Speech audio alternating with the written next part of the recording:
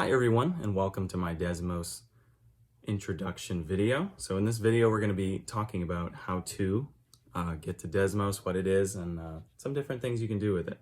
So first off, Desmos is a graphing calculator that you can use in your web browser. You can use it from anywhere. It's a great graphing tool to use when you're at home. The easiest way to get there, just Google Desmos. It's the first thing that pops up, and you can hit the link, or you can just hit graphing calculator to go straight to it. Here we are, we're at Desmos. So this is how Desmos looks. We have our graph on the right, and on the left is where we put in our functions. So for an example, let's put in a line, y equals 5x. And there we go, we can see it. You can kind of zoom with it, look around with it. All right, cool. If you want to add another function, you can, and just to show you it's possible, you can make it say f of x if you want. Nothing wrong with that.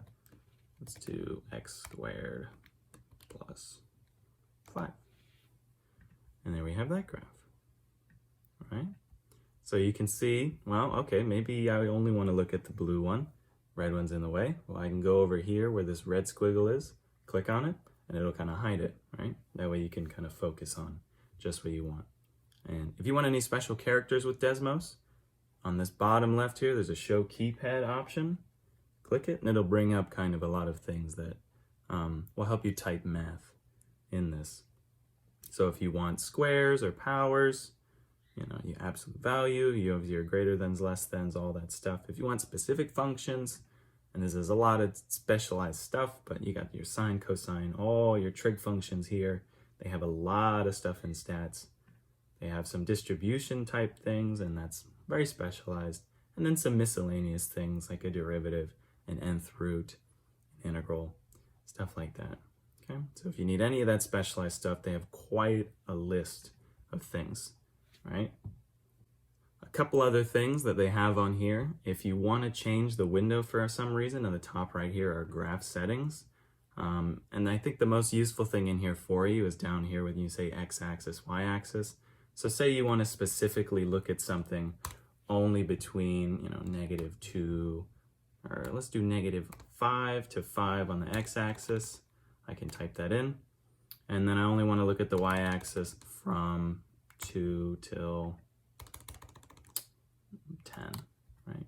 That way I can it'll set the frame up exactly how you want it, and I can hide this, and it'll give you a real full look at what you want, and this is good for if you need it to be a specific shape. So let me put that back out. Another thing you can do, and this is pretty specific, if you are working with polar coordinates, you can click this here to make it look polar. Okay, you can also choose between radians and degrees here.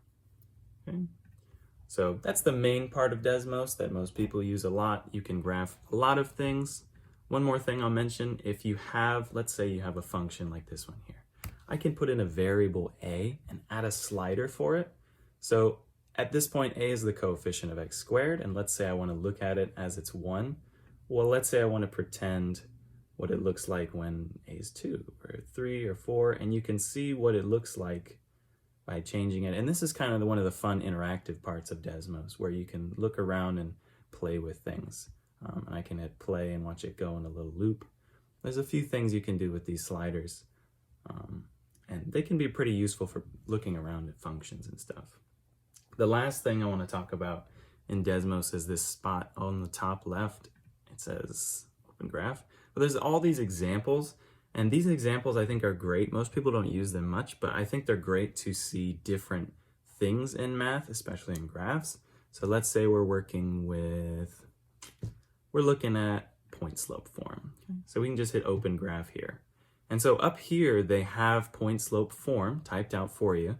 And then they have this point x1, y1. And so for point slope form, you need 3 things. You need a point, well, that's one thing, 2 things. You need x and y from a point and a slope, right? And so here they have point slope form at the top, and then they have a slider for each of these different things.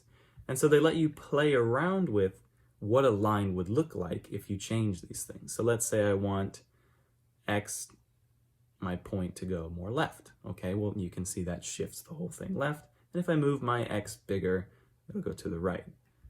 Same thing with the y. If I want my point in the y, my y coordinate of the point to be bigger, it'll move the whole graph up. And if I want it to be smaller, it'll move the whole graph down, right? And then the last thing you can change is the slope. And so you can see how the slope revolve around that point and kind of make it steeper or shallower. So this tool, again, on the left here is really great for when you're starting out and you just want to play with how these graphs look. And if we're going into trig, this goes for a while, you can kind of see how the phase shift affects things. That's what this one's talking about. And I can hit play and see how things move around. Okay. But that's pretty much it for Desmos. It's a great tool for graphing when you're in when you need a graph in a hurry. It's amazing. I use it all the time. It's good for interactivity and it's just simple and easy to use. So I hope you get a lot of help out of this, and I hope you use Desmos in your future endeavors. So thanks for watching. Have a nice day.